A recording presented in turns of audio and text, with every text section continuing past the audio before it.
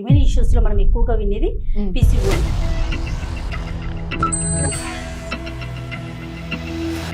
సంతానలేమి సమస్యతో బాధపడుతున్న కపుల్స్కి ఒక కామన్ ప్రాబ్లం ఏంటంటే పీసీఓఎస్ అనే సమస్య. అమ్మాయిల్లో ఇప్పుడు పీసీఓడి ప్రాబ్లం చాలా ఎక్కువగా ఉంది. మనందరికీ తెలుసు, ఇప్పుడు ఈ రోజున ఏ టీవీ ఛానల్ చూసినా కూడా పీసీఓడి అంటా ఉన్నారు. అంటే అదేదో చాలా ఇబ్బందికరమైన పరిస్థితి అని అనుకోవడానికి లేదు. ఈరోజు మనం డిస్కస్ చేయబోతున్నాం పీసీఓఎస్ గురించి తెలుసుకోబోతున్నాం.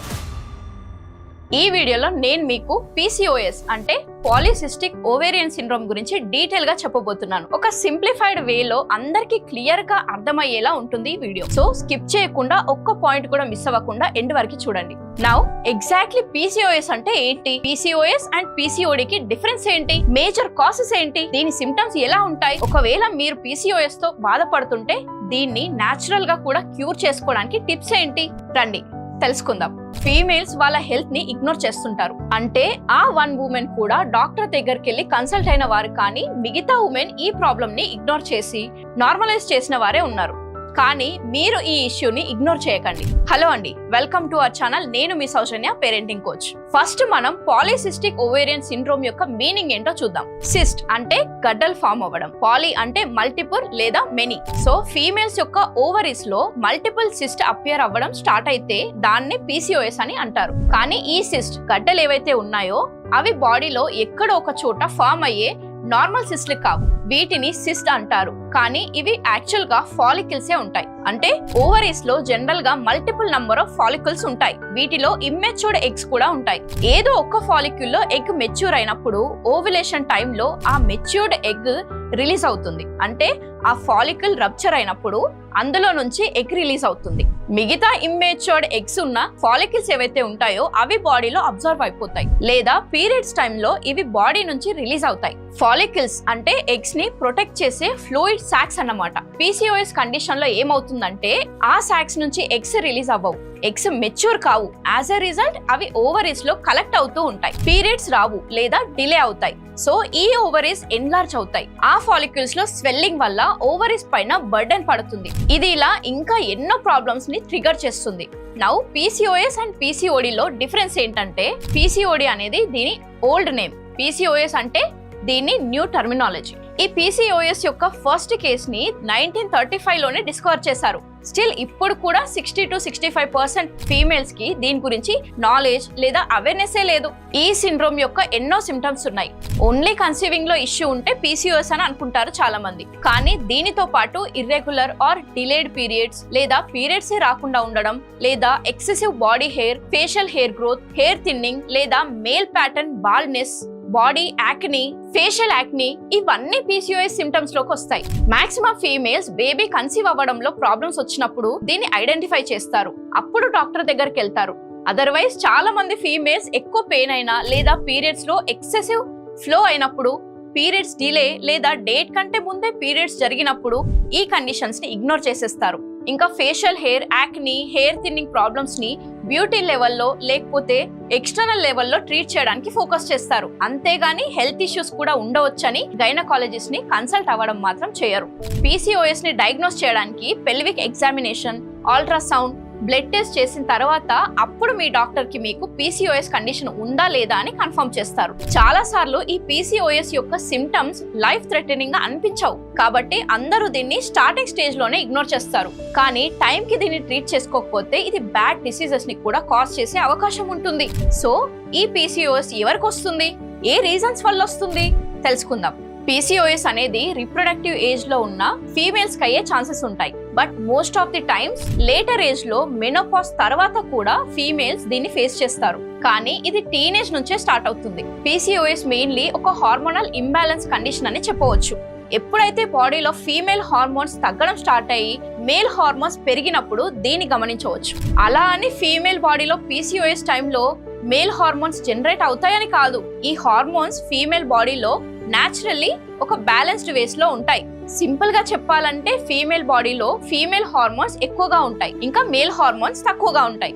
ఒకవేళ మేల్ హార్మోన్స్ ఎక్కువ యాక్టివ్ అయి ఎక్కువ రిలీజ్ అయితే ఈ ఇంబ్యాలెన్స్ వల్ల PCOS కండిషన్ వస్తుంది. కానీ most of the researchers and doctors చెప్పిన PCOS కి మెయిన్ రీజన్ ఏంటంటే ఫీమేల్స్ లో పూర్ లైఫ్ స్టైల్ ఇంకా పూర్ ఈటింగ్ హ్యాబిట్స్ ఉండడం. అందుకే ప్రివెలెంట్ గా ఈ PCOS condition urban modern women లో కనిపిస్తుంది as compared to rural women. So females తమ హెల్త్ పైన ఫోకస్ చేయడానికి ఇదొక హై టైం అని చెప్పవచ్చు. ఎంతో రీసెర్చ్ చేసిన తర్వాత నేను మీకోసం చాలా పాయింట్స్ ని కలెక్ట్ చేశాను. వీటిని మీరు మీ డైలీ లైఫ్ స్టైల్లో ఇంక్లూడ్ చేస్తే మీ PCOS కండిషన్ ని స్వయంగా ట్రీట్ చేసుకోగలరు అనే కాన్ఫిడెన్స్ వస్తుంది.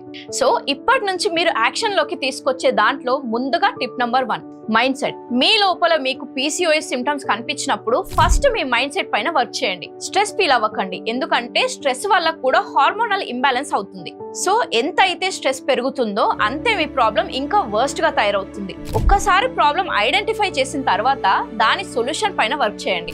ఒక్కటి గుర్తు పెట్టుకోండి, మన బాడీలో హార్మోన్స్ ని బ్యాలెన్స్ చేయడానికి నేచురల్ ప్రాసెస్ ఉంటుంది. కానీ కొన్ని హ్యాబిట్స్ ఇంకా లైఫ్ స్టైల్ వల్ల ఆ బ్యాలెన్స్ చెడిపోతుంది. సో మీ లైఫ్ స్టైల్లో చేంజెస్ చేసుకొని ఆ బ్యాలెన్స్ ని మళ్ళీ మెయింటైన్ చేసుకోవచ్చు. ఎంత పాజిటివ్ మైండ్ సెట్ తో ఉంటే అంత స్ట్రెస్ ఫ్రీగా ఉంటారు. కాబట్టి అంతే త్వరగా మీ ప్రాబ్లం సాల్వ్ అవుతుంది. PCOS అంటే ఏదో ఒక డిసీజ్ వచ్చిందని అనుకోకండి. ఇదొక బాడీ కండిషన్ కాబట్టి దీని నుంచి మంచి లైఫ్ స్టైల్ చేంజ్ చేసుకోవచ్చు.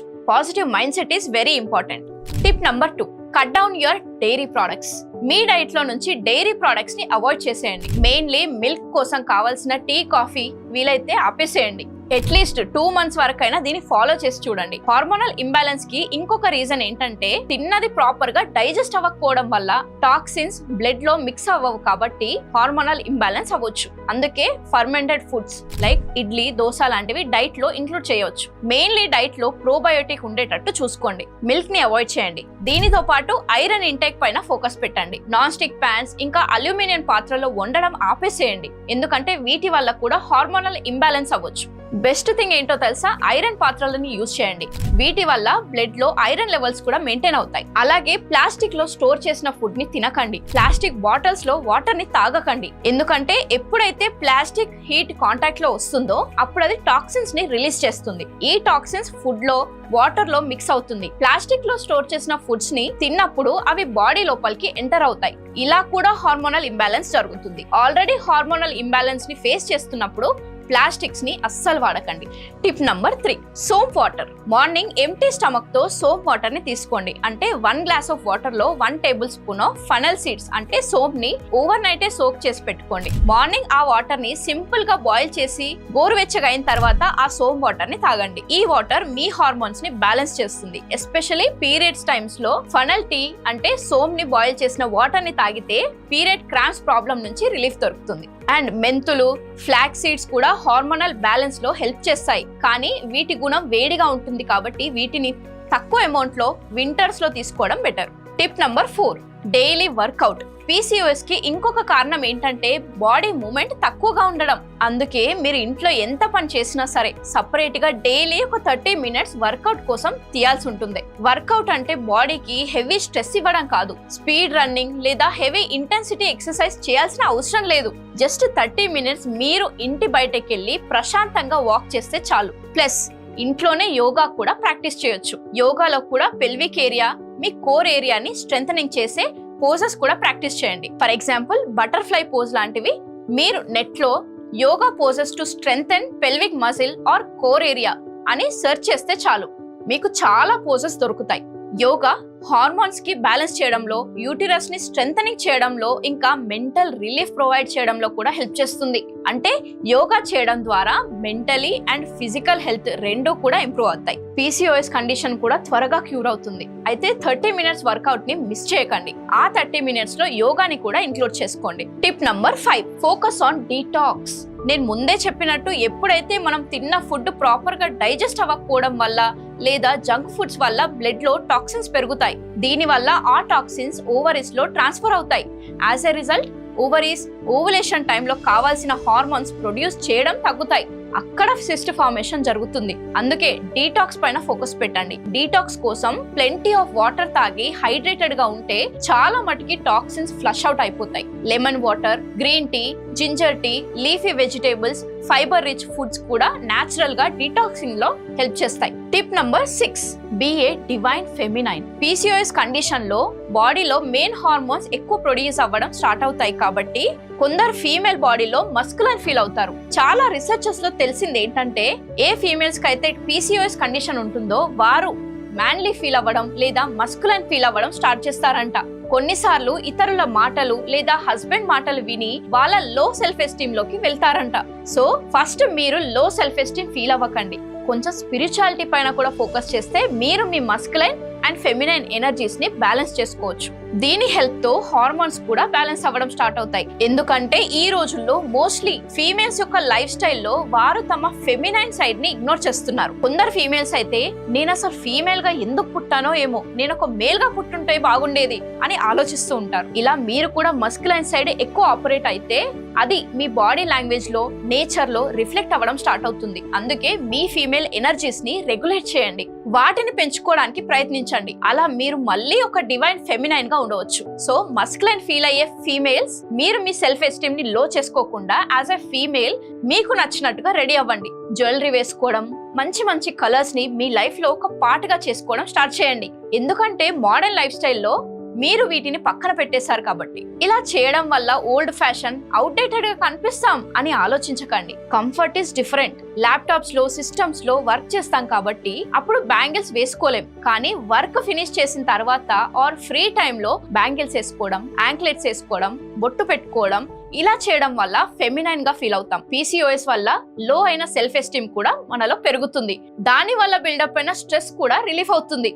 ఎప్పుడైతే స్ట్రెస్ తగ్గుతుందో అప్పుడు ఆటోమేటిక్ గా మన బాడీ హార్మోన్స్ ని బ్యాలెన్స్ చేసుకుంటుంది. Now tip number 7, consulting health care expert. Health care expert తో కన్సల్ట్ అవ్వడం చాలా అవసరం. ఎందుకంటే మీరు ఒక ప్రాబ్లం కి వేరే రెమెడీస్ అప్లై చేస్తే అది క్యూర్ అవ్వదు కదా. కొన్నిసార్లు చిన్న చిన్న ప్రాబ్లమ్స్ ని ఇగ్నోర్ చేయడం వల్ల అవి పెద్ద ప్రాబ్లమ్స్ ని ఇన్వైట్ చేస్తాయి. అందుకే హెల్త్ కేర్ ఎక్స్పర్ట్స్ ని కన్సల్ట్ అవ్వడం మంచిది. డాక్టర్స్ తో మీ హెల్త్ కేర్ గురించి చెప్పడం పెద్ద క్రైమ్ ఏం కాదు కదా. సో ఈ వీడియో చూసిన తర్వాత మీకు PCOS గురించి నాలెడ్జ్ దొరికిందని మీరు ఫీల్ అయితే, నా ఎఫర్ట్స్ మీకు నచ్చితే ఈ వీడియోని అందరితో షేర్ చేయండి. PCOS గురించి ఒక అవేర్నెస్ ని స్ప్రెడ్ చేయండి. ఎందుకంటే ఇప్పుడు కూడా మెజారిటీ ఆఫ్ ది పీపుల్ కి PCOS గురించి అవేర్నెస్ లేదా నాలెడ్జే లేదు. ఈ వీడియోని మీ ఫీమేల్ ఫ్రెండ్స్ తో తప్పకుండా షేర్ చేయండి. దీని వల్ల ఒక్కరికైనా బెనిఫిట్ అయినా చాలు. వీడియో నచ్చితే ఖచ్చితంగా లైక్ చేయండి. ఇంకా ఎవరైనా మన ఛానల్ ని సబ్స్క్రైబ్ చేసుకోకపోతే దయచేసి ఇప్పుడే సబ్స్క్రైబ్ చేసుకోండి. ఇలాంటి కంటెంట్, ఇలాంటి యూస్ఫుల్ కంటెంట్ ఇంకా చాలా ఉంది కాబట్టి. Thank you so much for watching.